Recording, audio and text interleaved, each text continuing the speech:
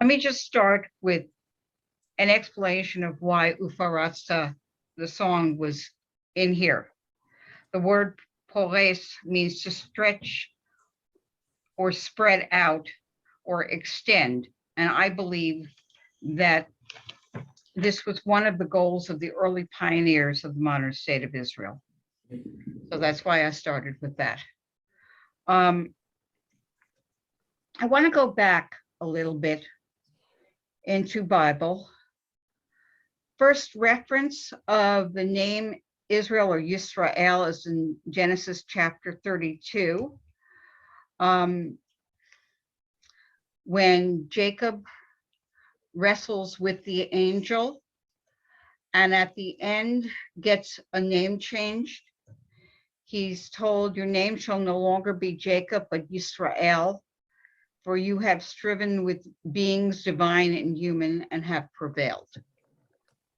So that's the first mention of Yisrael. After that, the people are referred to as Bnei Yisrael, children of Israel. The first time Yisrael is mentioned as a geographic location, though, is 924 BCE, when the monarchy is divided. There is dissatisfaction with high taxes and preferential treatment of King Solomon's tribe, and it's been going on and growing. And after his death, the 10 northern tribes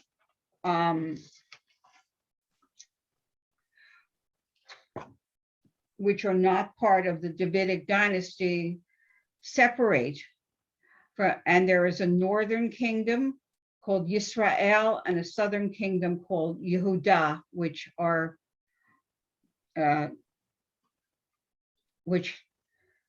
happened because of the split. In 722 to 720 BCE, northern kingdom Yisrael rebels against Assyria, who is the major power at the time, and they're defeated and conquered. The Assyrian Emperor Shalmaneser V orders exile of the northern 10 tribes. They're forced out of the region and become what we now call the lost 10 tribes. What really happened to the people and where they were exiled to is really still up for speculation. I mean, there are people all over the place who claim that they are the lost 10 tribes. Possibly the population was assimilated with other people and disappeared from history. The lost 10 tribes include the tribes of Asher, Dan, Ephraim, Gad, Yisachar, Menashe, Naphtali, Reuven, Shimon, and Zvulun. And if you want the information, it'll be on the web soon, or you can look it up yourself.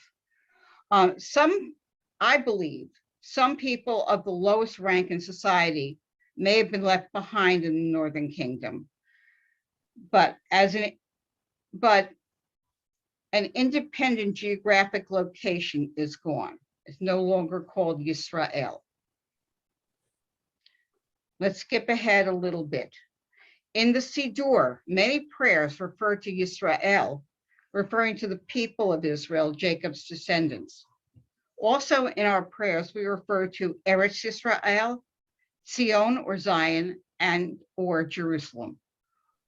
All of these, most likely, in my opinion, refer to the spiritual essence of the people that associate with the land. But the yearning to return to the land itself is also there in our prayers. Next slide, I think. Yeah. The reason for the menorah is because we're heading into the Roman conquest of Israel. And when the Jews went into exile, the Romans also took the menorah from the temple, and it ended up somewhere in Rome. Not exactly sure where. Some people feel it's in the basement of Vatican. the Vatican. Yeah. The Romans gave the land the name Palestine, Philistia.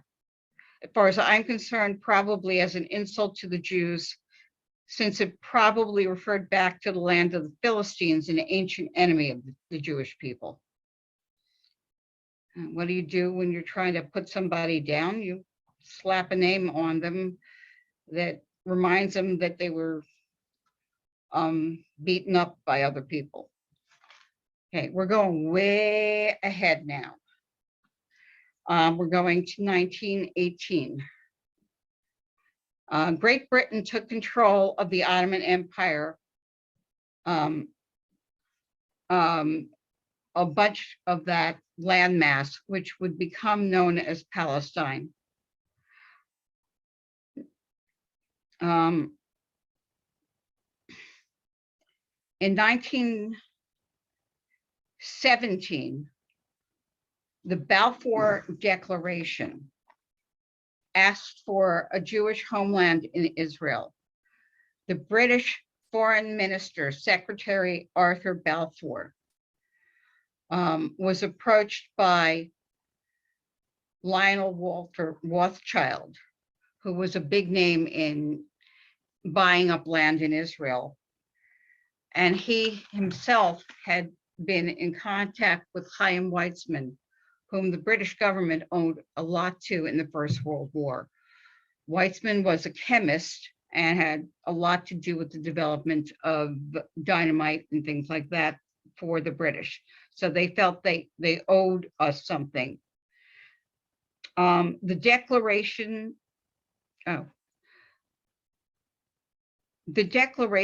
said that there should be a homeland for the Jewish people in the area of what they are calling Palestine. However, what most people don't realize is that the British also owed the Arab nations a lot too. And the area called Palestine, 3/4 of it were given to an Arab prince from Saudi Arabia because their tribes helped out in the First World War. 3/4 of that land was given to them and was called Transjordan. 1/4 of it was given as a Jewish state. Okay, can we go to the next slide? I think it's the next one. Yeah. Yep, that's the next slide. If you look up on the wall, you'll see a picture of Theodore Herzl. That's Independence Hall in Tel Aviv. I believe that's Ben Gurion reading the document. The Declaration of the Establishment of the State of Israel was approved in May 1948. However, the British government said that they would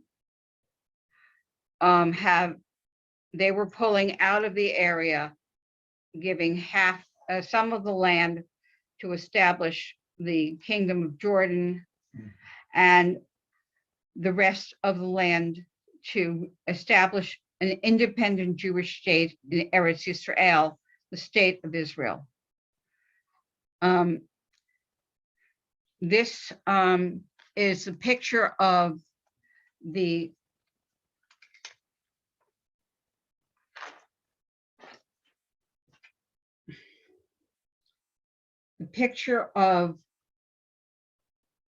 document of independence being read in Tel Aviv by David Ben Gurion. In the crowd, I believe, are also Weizmann and Golda Meir, although they may not show up in this picture as well. What's important here is that Yisrael, or Israel, is used as the name of the land for the first time legally and formally in 2,000 years. However, the 1948 truce borders are not what was promised by the British as borders for Jewish Palestine. The notable exceptions being a good part of the West Bank and East Jerusalem, although Jerusalem was not a negotiated part of the British plan.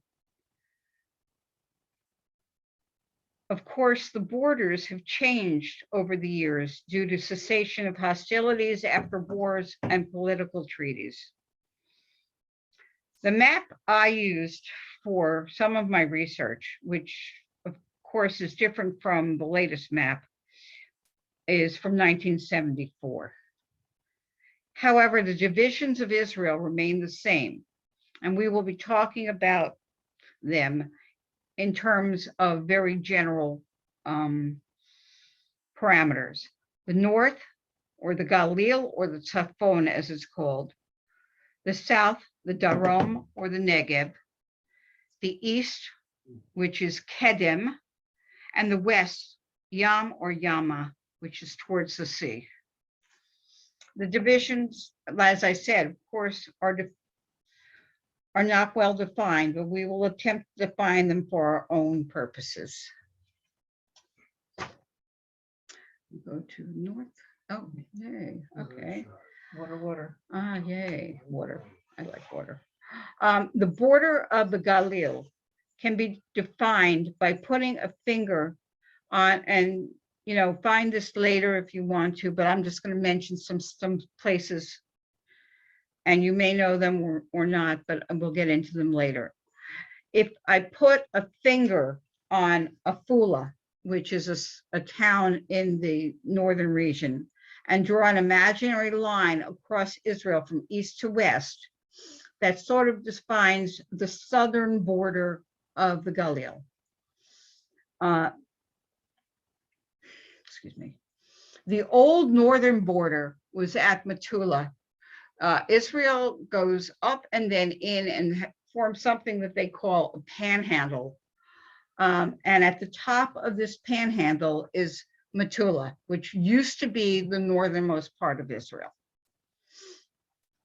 At the moment, the new border includes the Golan Heights and goes up to about Mount Hermon, a little north of Mount Hermon, which I'll get to later, but it's really kind of a funny place because it's a ski resort with no snowplows. It's cute. The border of the south, the northern border, is a very arbitrary line and can be drawn a little south of Jerusalem in the Judean desert, sort of around Qumran, which is the caves where the Dead Sea Scrolls were found, and taken westward to the Mediterranean Sea at Ashkelon. At this point along the line, we'll just call Eilat the furthest south in Israel. For our purposes, Yama, the west, would obviously be the western border, meaning the Mediterranean Sea in the north. And if you go south around Gaza, because that's not ours, and follow the border of Egypt down to Eilat, that's the rest of the western border of Israel. On the Lebanese border in the north, at Roshaniko is the northernmost point of what was Israel. The last section of Israel we'll cover is Kedma, going eastward. When we talk about going eastward, we always think of Jerusalem. And Kedma, when we face eastward, we face towards Jerusalem when we're especially in the Western Hemisphere. If for some reason you are if you are somehow east of Jerusalem, you face westward, and if you're in Jerusalem, you face the Temple Mount.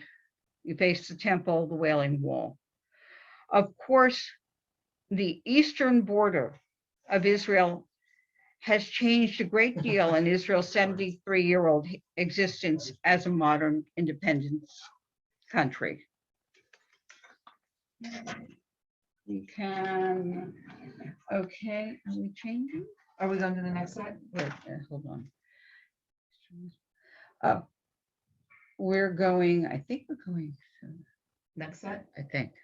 Okay, I'll go to the next slide. 1 second. Hold on. I'll start talking, but Lynn will find. The easternmost border of Israel is generally defined by water, excluding the Golan Heights, of course, which is now part of Israel. The border before used to go from Metula in the north on the Lebanese border and south to Yam Kinneret, the Sea of Galilee, around the West Bank, heading inland around Samaria, and then back east to Jerusalem, then south to the Dead Sea, avoiding the West Bank territory. The border would start again somewhere north of En Gedi. Of course, the Six-Day War changed the eastern boundaries of Israel in the east. The current eastern border goes along the Lebanese border from Metula into the Golan Heights, as far north as Mount Hermon, as we said, and south along the borders of Syria and Jordan. Part of the border between Israel and Jordan follows the Jordan River southward to the Dead Sea, into the Negev desert, down to Eilat.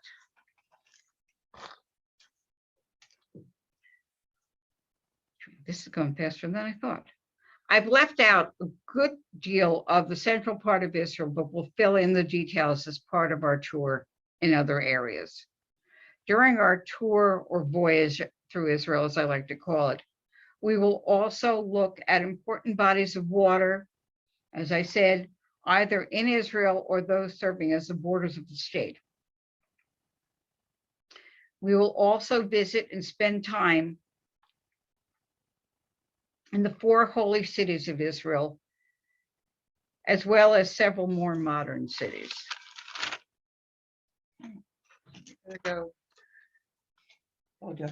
Yeah, Lynn warned me that we would be quicker than we thought we would be. I'm going to go give you a little bit of intro to the northern area of the Tzafon.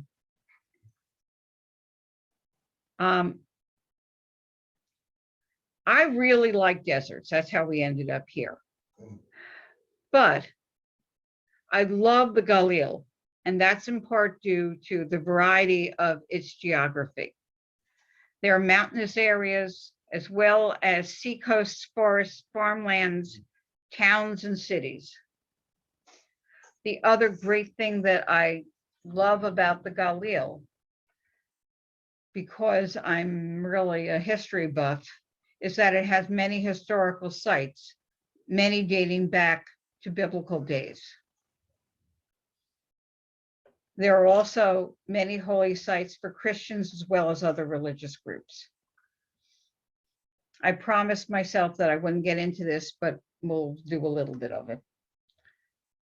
The Galil is generally separated into the Lower Galilee, or the Galil HaTachton, and the Upper Galilee, the Galil HaElyon. We can also divide the Galilee between the Eastern and the Western Galilee. The western border of the Galilee is the Mediterranean Sea, from approximately the city of Akko up to Roshaniko. The Eastern Galilee includes the Jezreel Valley, and the Kinneret, the Sea of Galilee.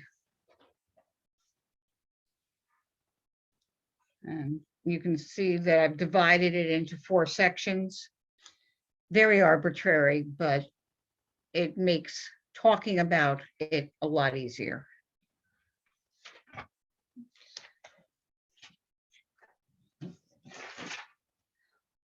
Okay. The northernmost tip of Israel in the Galilee used to be Metula, although officially now Israel extends east to north through the Golan Heights, up a bit above Mount Hermon, the Syrian border. The border of the Galilee is also with Lebanon, which used to be known as a good fence. However, with hostilities that have occurred over the past few decades, the border for the most part is no longer as safe as it once was.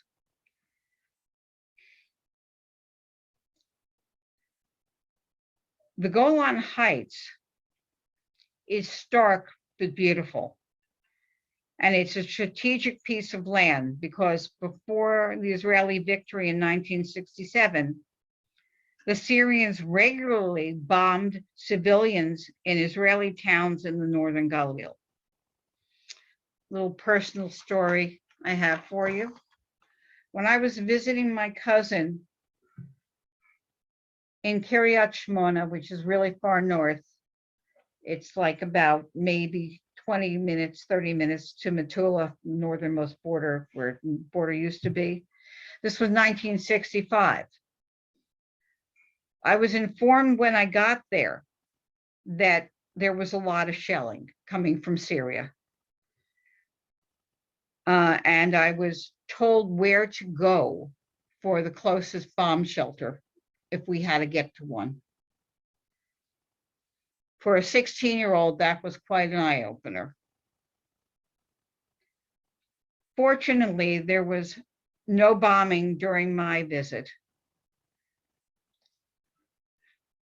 However, when I went through Kiryat Shmona during my trip with my synagogue in New Jersey in the 2000s, it was no longer a small development town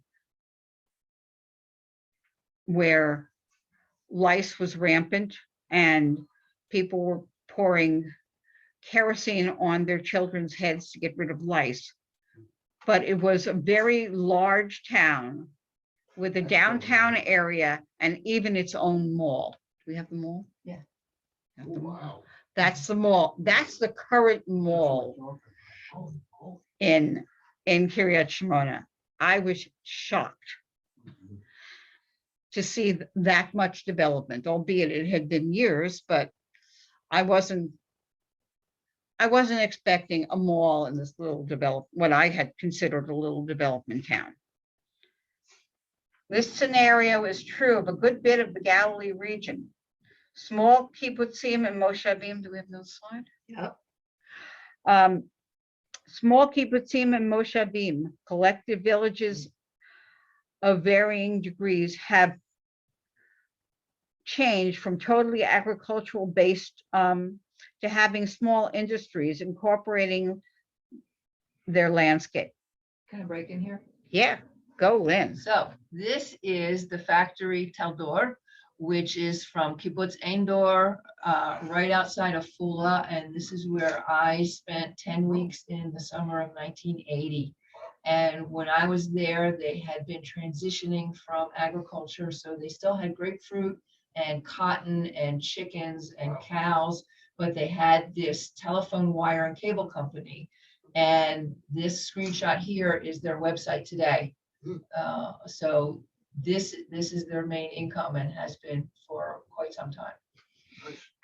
And I tell you, it was a whole lot better working in the factory than it was being out in the fields, being allergic to everything out there and getting sunburned. I'd like to break in a second. When I visited Israel on one of my trips in the 2000s with my son, we went up to a kibbutz that one of my friends back in New Jersey has a sister who's a member of. She's a member of that kibbutz, and they produce parts and signage for all the neon that's seen all over Israel. So kibbutzim have been changing. Both Lynn and I had the experience of that. On another trip to Israel, I stayed at a kibbutz in the Galil, which functions as a hotel for travelers, both from within Israel and foreign tourists, including synagogue groups sponsoring trips, and that includes the Masorti movement. Joe and I also stayed at a kibbutz down in the Negev, which is next to Ein Gedi, which is a great travelers kibbutz as well. And they also have the hot springs up there, remember that? Yeah, I know. And a great one. To better understand the Galilee, it's important to go back in Jewish history as well as the history of other religious groups. So we need to travel back, and I want to start in the time of the judges. Okay. Not a great picture, but we really don't know what Deborah looked like. So the judge, Deborah, one of my favorites because she's female, held court somewhere between Ramah and Bethel in the hill country of Ephraim, which is right in the middle of the Galil, southern Galil, in order to fight with the Canaanites who were afflicting the Israelites at that time. She called for her general Barak, who was probably, as far as I'm concerned, on maneuvers in the area of Mount Tabor. All these sites can still be found in the Galilee and are studied by Israeli children in their classrooms. Mount Tabor is a hiking site that a lot of Israeli kids go to for picnics and for other outings.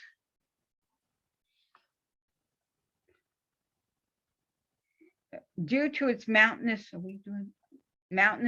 interior. Oh, Bar Yochai is next? Yeah. Oh, okay, good. Can we go there? Due to the mountainous interior, the Galilee was a good place to hide out during the Roman occupation. Rabbi Shimon Bar Yochai, the supposed author of the Zohar, spent years hiding in a cave in the area of the small town of Meron in the northern Galilee, near Tzfat. There is still a gathering each Lag BaOmer in Meron to visit Rabbi Shimon Bar Yochai's gravesite. I've never been, but my son went one year. Fortunately, not the year that there were so many people there that Well, this they shot's had the cave problems. though. Yeah, that's a shot of the cave. Yeah, can I break in again for those of you who can't read Hebrew? You might think that when we searched for a photo of this on the web, we would have found something that showed a plaque saying what this was. This sign on the wall that you can see in this photo basically says, this is a holy place, don't make a mess. Doesn't say what it is. Don't glitter.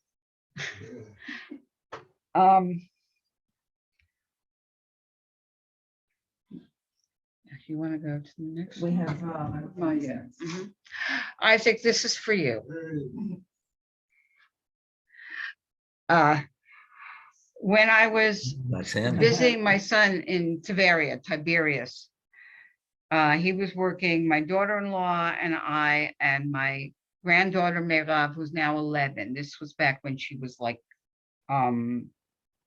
couple of months old, and my daughter-in-law's friend Sarah Kramer decided to go to the gravesite of Maimonides. He spent a great deal of time in the Galilee. Even though he died in Egypt, his permanent gravesite is in Tavaria.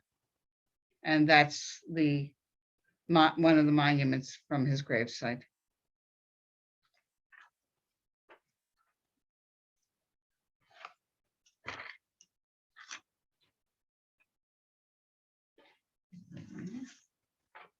I'm not finishing this. Do we have time?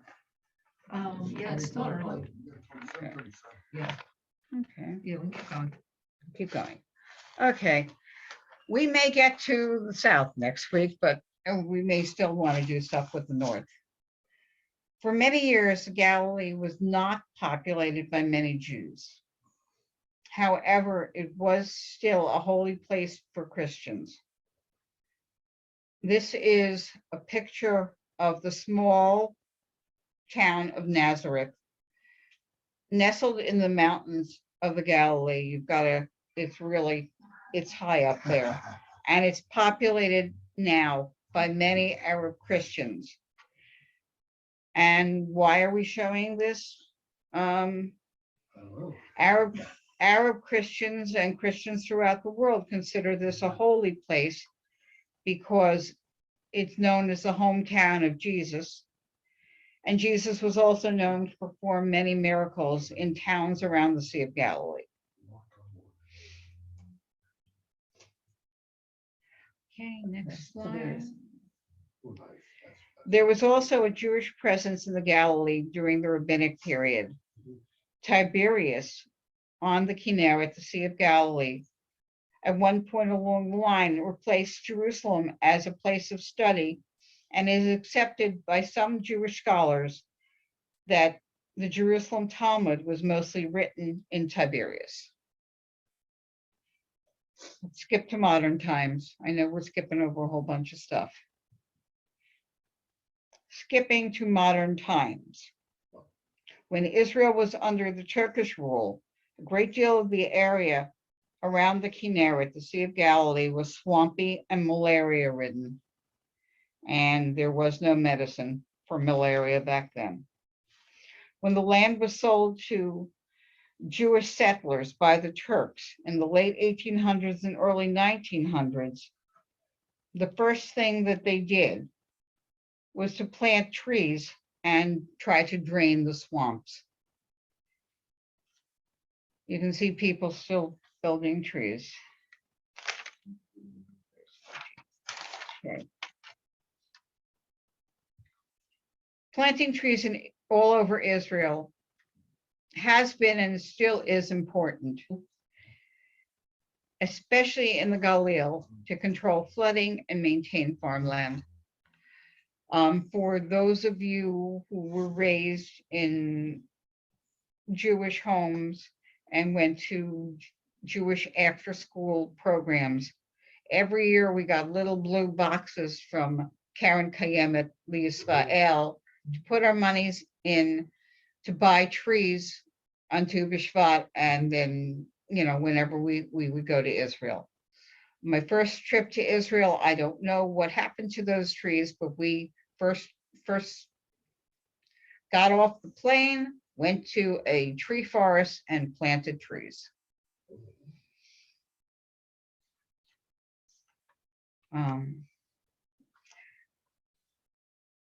Moving to the present day, the diverse geography of the Galilee makes an important and very interesting part of Israel.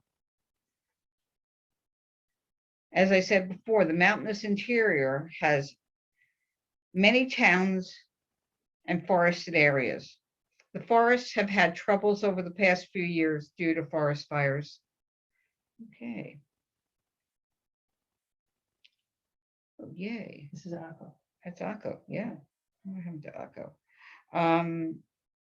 Like to spend the rest of our time, or part of our time tonight, skipping around the rest of the Galilee, either on the Mediterranean or along the Jordan River Valley and all around the Kinneret.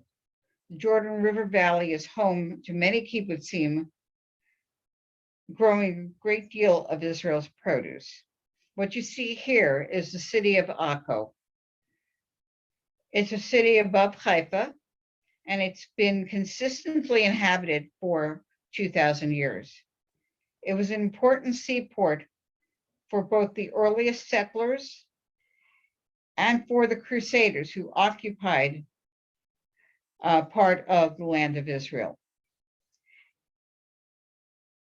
And in recent history, very recently, Templar tunnels, the Templars followed the Crusaders and have tried to score themselves some riches from Israel for the church, and they ended up basically being for themselves. But in order to store their loot, they built tunnels, and they've been found. Some of the tunnels have been found under Akko, under the city.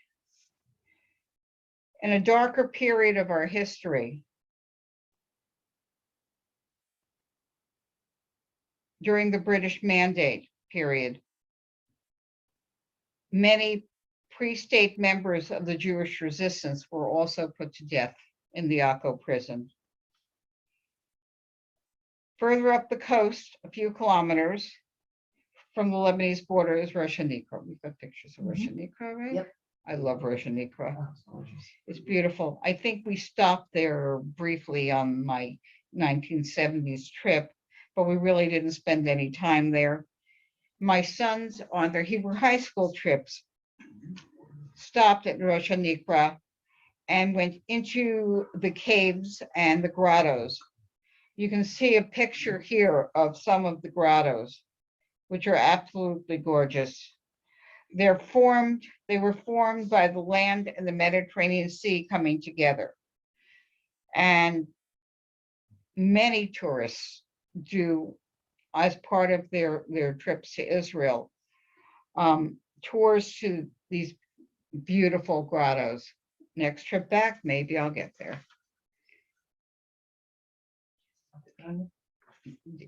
Yeah.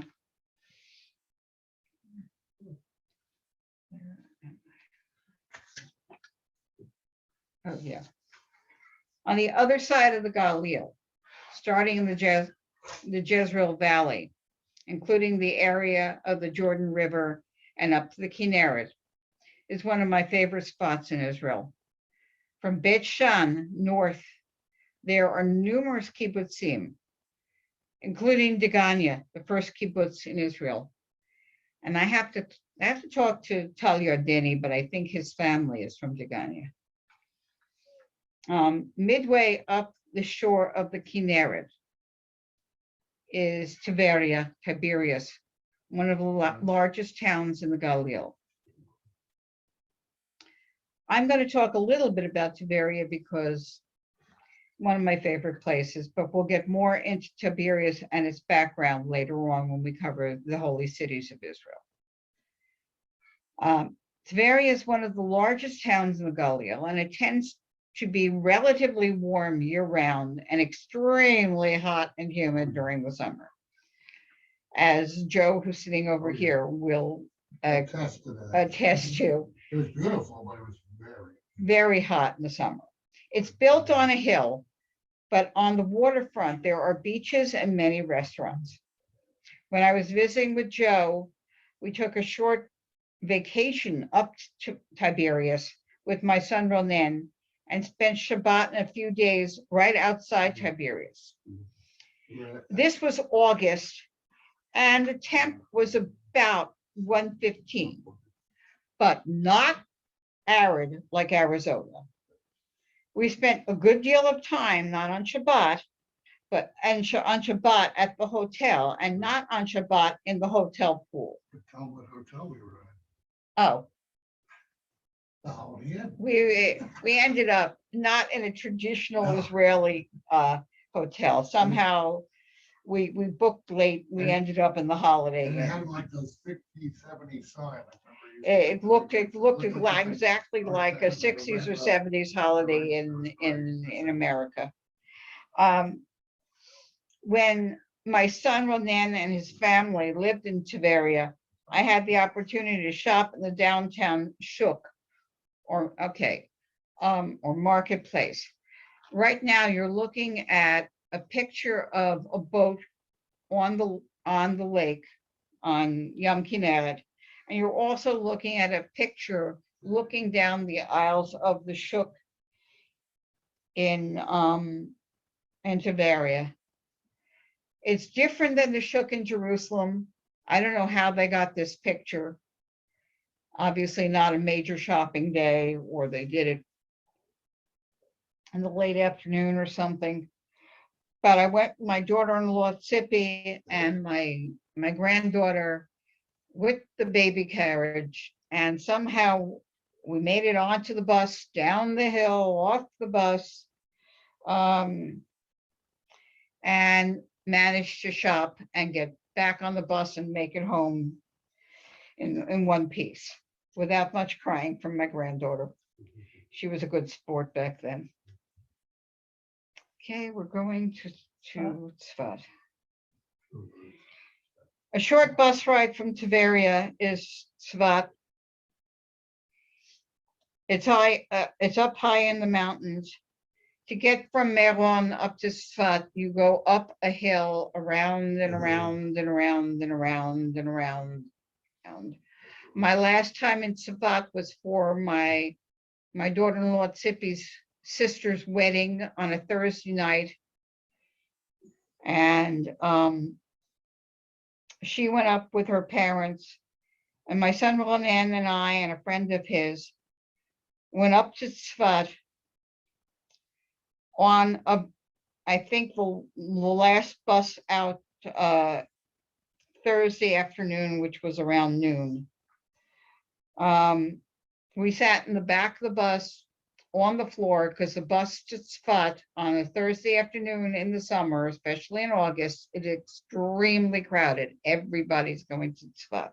Number one, it's cooler there and it's beautiful. And Tzfat has many synagogues and is known for their mystical heritage, which I'll talk about later in the course. It's related to a lot of the Hasidim and other mystics who came in to Tzfat. And many of the mystical works that are part of our tradition were also created in Tzfat. The graveyard right outside of the town, you go up the hill and out of the city into the graveyard, has many, many famous rabbis buried there. And we'll get to that later. What time is it? Today, We have 10 minutes. I think we're gonna finish. There's 4 more slides. yeah. I was going to go 4 more. Yeah. Oh. Well, guys, I think we're going through the Kinneret tonight, and we'll probably go south next week. Yeah. Further north, and that gives us more time to do cities in Israel and waterways and things like that. Further north of the Kinneret, there, as I said before, there are many small towns, but this part of the Galil also has many fish hatcheries dotting the landscape. They are increasing the food resources of Israel. Okay. On the way up to Metula, the northernmost point in Israel, not including the Golan Heights, is Tel Chai, currently a part of Kibbutz Giladi. Can we go just back wanted to to show the map. Trumpeldor? Tel Chai was one of the major battles for the Galilee and the early settlement of Israel. It's important in modern Jewish history because in 1920, when the Jewish settlers led by Joseph Trumpeldor, who you see here, who was also a member of the Tsar's army in Russia and lost an arm in battle, he was the leader of the settlement and helped defend the settlement. Unfortunately, Trumpeldor lost his life during that battle. Okay. Before we end tonight, I'd like to say just a little bit about the Golan Heights. After taking it from Syria during the Six-Day War, it was developed into a thriving area. There are now small towns and kibbutzim in the area. In one small town I visited on my trip to Israel with my synagogue back in New Jersey, we actually stopped at a beer brewery. Welcome to the Golan Brewery. Welcome to Golan beer. Last thing I expected to find in northern Israel or in the Golan. The Galil or the Tzafon area of Israel has many historic as well as fun places to visit, not just for Jews, but for people of many other religious groups. There are some Bedouin, there are all kinds of other religious groups up there. I just wanted to say something else while I have a little bit of time. There are kibbutzim in the Galilee along the Jordan River that share